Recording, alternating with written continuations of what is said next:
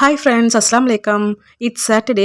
வெளியில் போயிருந்தோம். குட்டி பிள்ளைக்கு ப்ளே ஸ்கூலில் அட்மிஷன் போடலாம் தான் போயிருந்தோம். அப்படியே சாப்பிட்டு போயிடலாம்னு பீமாஸ் வெஜ் ஹோட்டலுக்கு தான் போயிருந்தோம். இது பியூர் வெஜ்ஜு தான். நான் அங்கே வந்து ஸ்பெஷல் மீல்ஸ் ஆர்டர் பண்ணி சாப்பிட்ருந்தேன். இந்த ஸ்பெஷல் மீல்ஸில் என்னென்ன இருந்ததுன்னு நம்ம ஆல்ரெடி ருமேசா கிச்சனில் லஞ்ச் சார்ட்ஸ் போட்டிருக்கோம். டிஸ்கிரிப்ஷன் லிங்க் தரப்போ செக் பண்ணி பாருங்கள். ஹஸ்பண்ட் அண்ட் என் பையன் வந்து பிரியாணி சாப்பிட்ருந்தாங்க. வெஜ் பிரியாணி, மஷ்ரூம் பிரியாணி, பன்னீருமே வாங்கி ட்ரை பண்ணியிருந்தோம். டேஸ்ட் வைஸ் பார்க்கும்போது அங்கே எல்லாமே நல்லா இருக்கும். பட் ரொம்ப ஸ்பைசியாக இருக்கும். கிட்ஸுக்குலாம் செட் ஆகாது. ஜயான் குட்டி வெறும் பாயாசம் அப்பளம் மட்டும் தான் சாப்பிட்டாரு. மண்டே ஸ்கூல் போக ஸ்டார்ட் பண்ண போகிறாருன்னு நினைக்கும் போது கொஞ்சம் ஃபீலிங்காக தான் இருக்குது. ராம்நாத் ஃப்ரெண்ட்ஸ் யாரெல்லாம் பீமாஸில் ட்ரை பண்ணியிருக்கீங்கிறத கமெண்ட்ஸை சொல்லுங்கள். இங்கே ரொம்பவே ரஷ்ஷாக தான் இருந்தது. கல்யாணத்துலேருந்து சாப்பிடும்போது அடுத்தடுத்த ஆள் வெயிட் பண்ணிகிட்டே இருப்பாங்க இல்லையா, அது மாதிரி தான் இருந்தது.